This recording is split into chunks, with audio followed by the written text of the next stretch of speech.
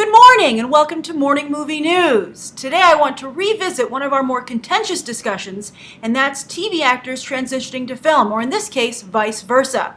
Now I want to talk about Karl Urban on Almost Human, and the reason I bring this up is because in one of my recent videos somebody asked me how I felt about it, considering how I felt about the subject at large. And I feel so bad. I tried to find this initial question on a number of recent videos. I searched and I couldn't find it, so I apologize that I can't give credit where credit is due. But I think it's a very interesting question, so I wanted to discuss. Now Karl Urban, and I use the term loosely, I'm afraid, is a film actor. He started out doing like henchman roles. He, of course, was in one of the Bourne movies. He did, that Pathfinder film, I think it was called. And then, of course, he was a great Judge Dredd in the Dredd remake, Dredd 3D. And, he's Bones in the Star Trek reboot. And a number of people wanted to see him play Batman. And I was actually on board for that as well. I am a Karl Urban fan. But I have to admit, even in my fandom, that Karl Urban just has not succeeded on the big screen. Despite his talent, despite being attractive, he seems to have every component one would need. He has a great personality. He's liked by women and men. But still, he just can't succeed at the box office. I don't know why. It's one of the great mysteries of Hollywood that sometimes people just don't make it for no particular reason.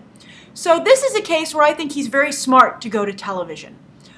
This show is produced by JJ Abrams, so Abrams has this stable of actors. I'm glad that Karl Urban made the cut because, while I don't like when directors always work with the same actors, it can be, if they have a loose relationship, it can be very beneficial to both sides because it keeps the actor working and getting opportunities, and, the director has someone they can draw on who is talented. And, a lot of television shows suffer from subpar talent, especially on network. This is a Fox show. Almost Human is a Fox show. Right there I'm a little bit nervous about it. But I am enjoying The Blacklist, which I'm surprised about, on NBC no less. So network shows can succeed.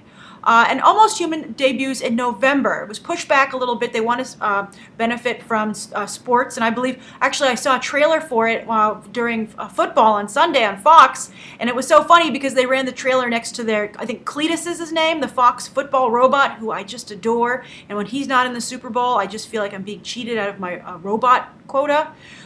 So I always like robot stories. I like the idea of artificial intelligence flirting with being actual intelligence. So I think I'm excited to see Karl Urban in this film. In this television show. I wish that Karl Urban was the robot, actually, to be perfectly honest. But let's see if he can work his magic as the human.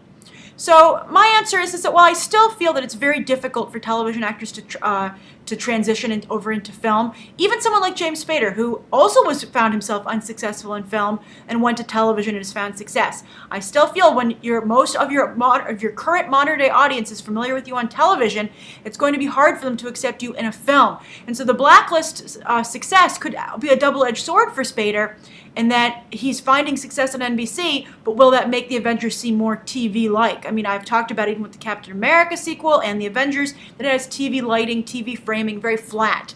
And so the last thing they need is TV stars or TV faces on screen reminding people of the TV roots of what they're watching.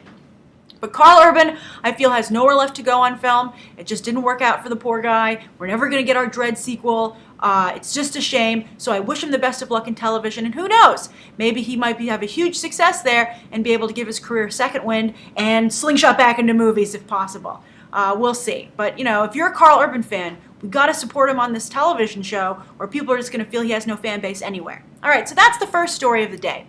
Speaking of television, the second story of the day is that Netflix, Ted Sarandos, the head of Netflix, apparently everyone's saying he's waging war against theater owners. And theater owners are pretty upset that he gave a keynote speech over the weekend talking about how he felt that movie theaters were ruining the movie business. Now, at first when I saw this headline, I was like, you're damn straight, Sarandos. They're a menace with their dirty theaters and not keeping people from talking. And it's just basically a crummy experience to walk into a movie theater these days. They just have so much apathy.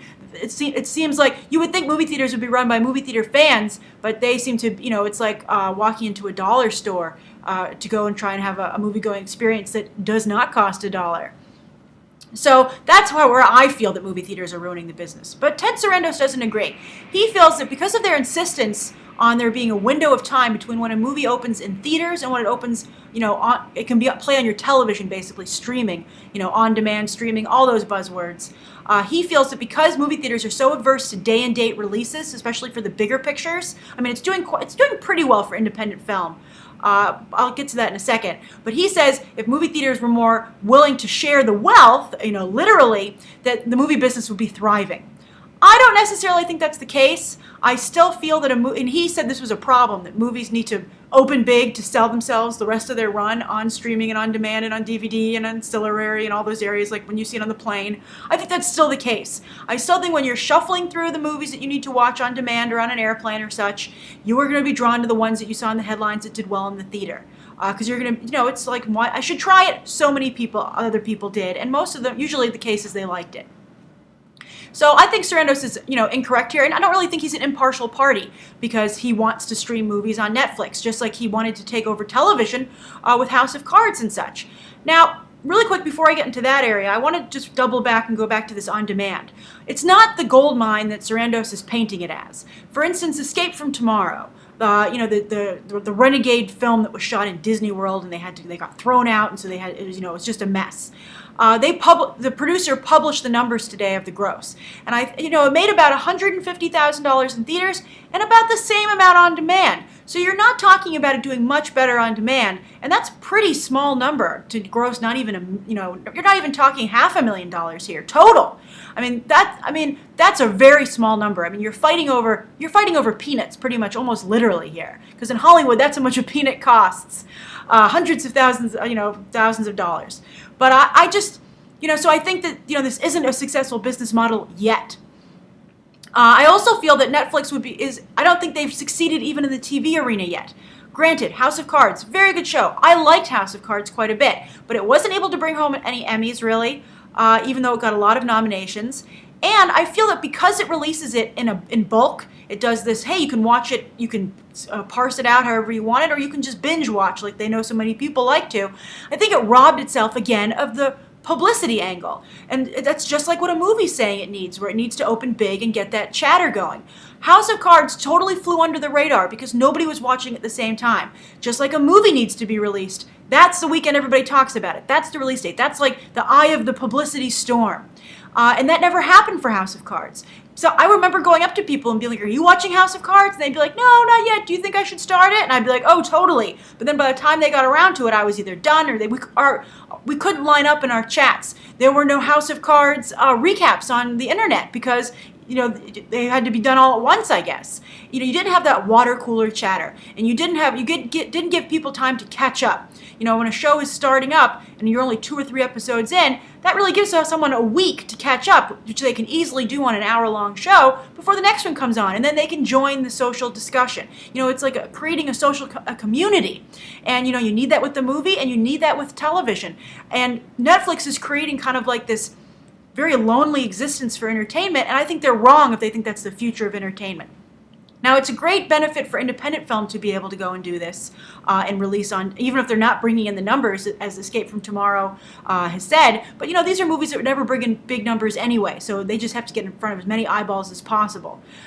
So that's how I feel. I feel Sarandos I think he's incorrect, and I think that while theater owners are to blame, it is for the way they run their business, on the ground, with the consumer, and not how they're handling their dealings with the distributor, the business side.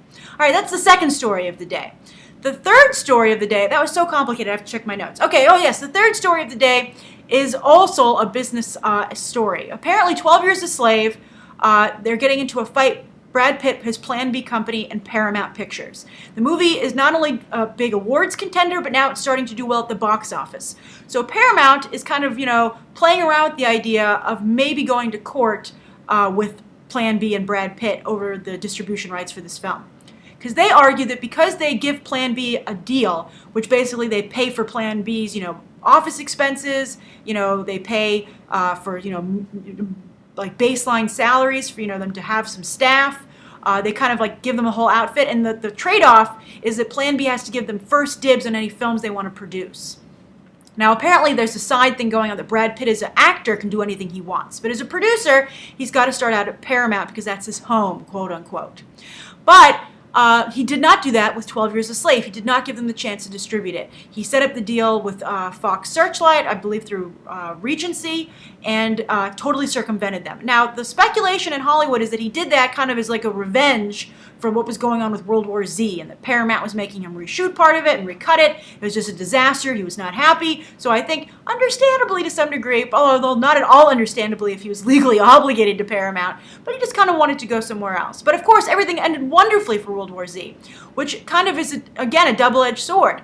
You know, it proves that Paramount knows what they're doing, and we're correct in micromanaging Brad Pitt and Plan B on World War Z, but at the same time, do they want to rock their relationship with Brad Pitt now that everything's back to being nice and they have a big success on their hands? I mean, no matter how well 12 Years a Slave does on the award circuit, it will never make World War Z money.